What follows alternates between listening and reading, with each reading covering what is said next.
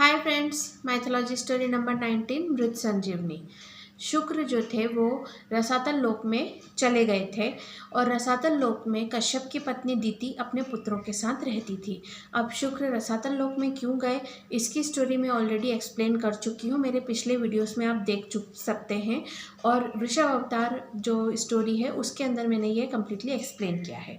तो रसातल लोक में कश्यप की पत्नी दीति अपने पुत्रों के साथ रहती थी। दीति के सभी पुत्र दैत्य प्रजाति के थे और उनका जो सबसे बड़ा पुत्र था जिसका नाम हिरण्यकश्यप था, वो हिरण्यकश्यप उन दैत्यों का राजा था। अब देखो, ये जो अलग अलग लोक बनाए थे ब्रह्मा ने, जो अलग अलग डायमेंशंस थे, तो ऐसा कुछ भी नहीं था कि कोई सा लोक अच्छा है कोई सा लोक खराब है, क्योंकि सभी लोक की अपनी अपनी विशेषताएं थी। और जो है सभी जितने भी अलग अलग प्रजाति थी, सबको अपने अपने लोक ब्रह्मदेव ने दिए थे और सभी को उनकी जो रिक्वायरमेंट के अनुसार लोग प्रोवाइड किए गए थे और वो सभी लोग बहुत अच्छे थे। लेकिन जो है जो दीति थी उसके मन में एक जेलसी थी, जो एक वुमन्स की जेलसी होती ना, कि उसको ऐसा लगता था कि कश्यप जो है उनको अदिति ज़्यादा पसंद है और वो बाकी की पत्नियों को कम पसंद करते हैं। बस इस जेलसी के लिए वो पसंद नहीं करती थी कि देवताओं को स्वर्ग मिला। और हिरण्यकश्यप जो थे वो दैत्य थे और अपने भाइयों और अपने सभी दैत्य साथियों के साथ में वो रसातल लोक में रहते थे। रसातल लोक भी काफ़ी अच्छा लोक था, काफ़ी सुंदर भी था और काफ़ी सुविधा युक्त भी था।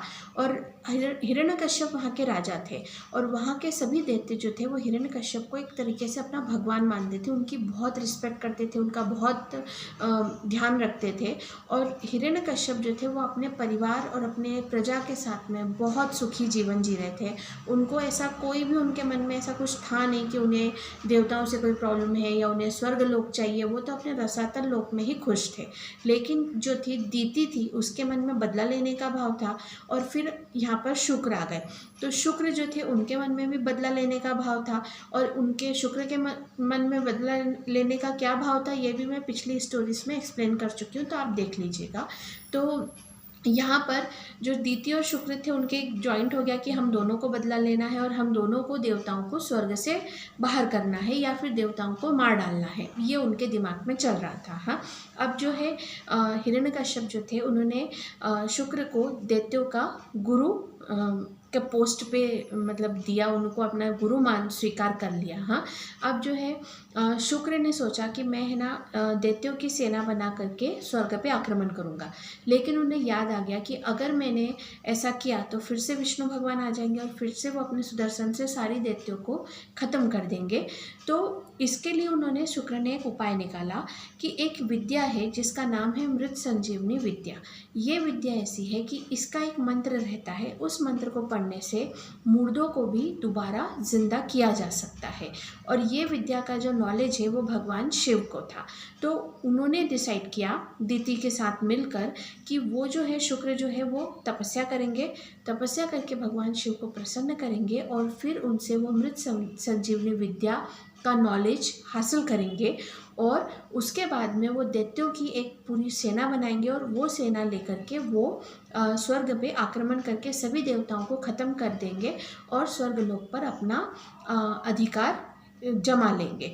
ये उनका पूरी प्लानिंग थी। और ऐसा बोल करके वो रसातल लोक में ही एक सुनसान जगह पे जा करके, मतलब घने जंगल में जा करके उन्होंने तपस्या शुरू कर दी और उन्होंने हिरण्यकश्यप को भी बोल दिया कि वो तपस्या कर रहे हैं तो उनको कोई भी डिस्टर्ब नहीं करे। हाँ, अब ये जो है वो अपनी तपस्या करने में लीन हो गए। हाँ, और उधर स्वर्ग लोक में जो थे वो देवता, जितने भी देवता थे उन सबको भी मतलब नॉलेज तो था ही कि बाकी के लोक में क्या चल रहा है।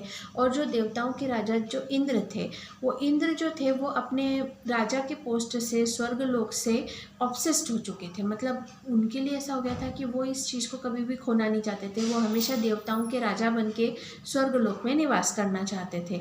तो जब उनको ये सारी जानकारी पता चली तो वो है ना काफ़ी परेशान रहने लग गए। उनको काफ़ी टेंशन हो गया कि क्या करूं, वो तो है ना तपस्या कर रहा है और अगर ऐसा सक्सेसफुल हो गया तो जो दैत्य है वो हमला कर देंगे स्वर्ग पे। तो वो काफ़ी टेंशन में थे, हमेशा परेशान रहते थे। तो जो इंद्र की बेटी थी जयंती, उन्होंने देखा कि उनके पिता बहुत परेशान रहते हैं, तो अपने पिता की परेशानी दूर करने के लिए उन्होंने डिसाइड किया कि वो रसातल लोक जाएगी और शुक्र की तपस्या को भंग कर देगी। तपस्या भंग हो जाएगी तो शुक्र जो है वो अपना मनचाहा वरदान नहीं पा पाएंगे। तो इस ये डिसाइड करके जयंती जो थी वो रसातल लोक में चुपचाप गई, बिना किसी को मतलब जानकारी दिए, और वहाँ पर जाकर के उन्होंने देखा कि एक घने जंगल में एकदम सुनसान जगह पे शुक्र जो है, उन्होंने क्या किया था कि एक बहुत बड़े पेड़ से अपने पैरों को बांध करके ऐसे उल्टा लटक के, पेड़ के सहारे उल्टा लटक के वो भगवान शिव की तपस्या में लीन थे। हाँ, तो जयंती ने हर प्रकार की कोशिश की उनका ध्यान डिस्ट्रैक्ट करने का, उनकी तपस्या भंग करने का, लेकिन वो इतने कॉन्सेंट्रेट होकर के तपस्या कर रहे थे कि वो किसी भी चीज़ से उनका ध्यान भंग नहीं हुआ।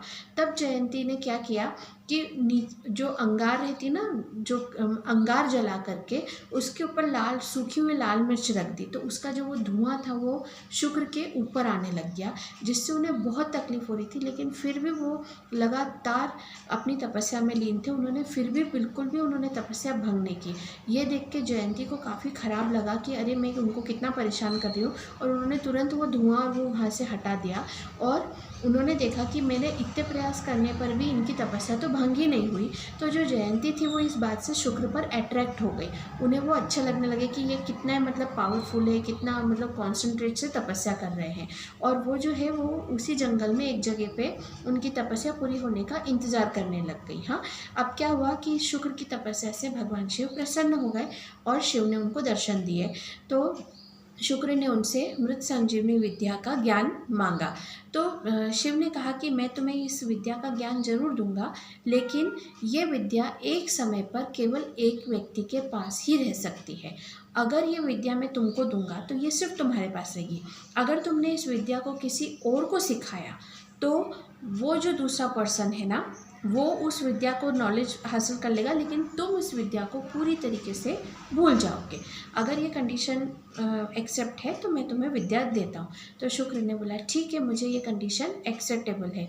तो शिव ने जो था उन्हें मृत संजीवनी विद्या की जो नॉलेज था वो दे दिया, और अब शुक्र इतने पावरफुल हो चुके थे कि वो किसी भी मरे हुए इंसान को दोबारा ज़िंदा कर सकते थे।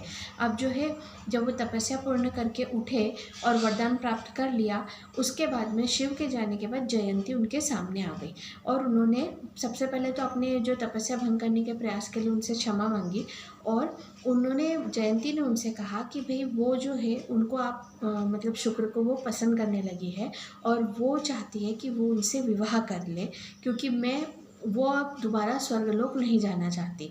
तो जो शुक्र है उन्होंने पहले तो मना किया, उन्होंने कहा कि आप तो इंद्र की पुत्री है, आपका और मेरा विवाह नहीं हो सकता, हम दोनों काफ़ी अलग हैं, और आपको स्वर्गलोक फिर हमेशा के लिए छोड़ना पड़ेगा। लेकिन जयंती अपनी इसमें कायम रही कि नहीं, मुझे तो अब आपसे प्रेम हो चुका है और मैं अब आप ही के साथ शादी करना चाहती हूँ, और अब मैं दोबारा कभी भी स्वर्गलोक कभी नहीं जाना चाहती, मैं यहीं आपके साथ रहना चाहती हूँ। अब जब ये सब सुन के फिर शुक्र ने एक्सेप्ट कर लिया, और शुक्र ने जयंती को अपनी पत्नी एक्सेप्ट कर लिया, और उसके बाद में जो जयंती थी उन्होंने स्वर्गलोक और देवताओं से सारे संबंध खत्म कर लिए, और उन्होंने खुद को एक देवकन्या होने के स्थान पर अपने आप को दैत्यों की गुरु माता एक्सेप्ट कर लिया, और अपने मतलब जो है दैत्य जो समुदाय है उसमें ज्वाइन हो गई। मतलब जैसे हम आज के समय में बोलते हैं ना कि उसने धर्म परिवर्तन कर लिया, तो ये भी एक प्रकार का धर्म परिवर्तन या कास्ट का जो है परिवर्तन था कि वो अब देवताओं से दैत्य बन चुकी थी। और विवाह के बाद शुक्र और जयंती की एक बेटी हुई, उन्होंने एक पुत्री को जन्म दिया जिसका नाम उन्होंने देवयानी रखा। तो ये स्टोरी अब यहीं एंड करते हैं, मिलते हैं नेक्स्ट स्टोरी में। Okay, bye.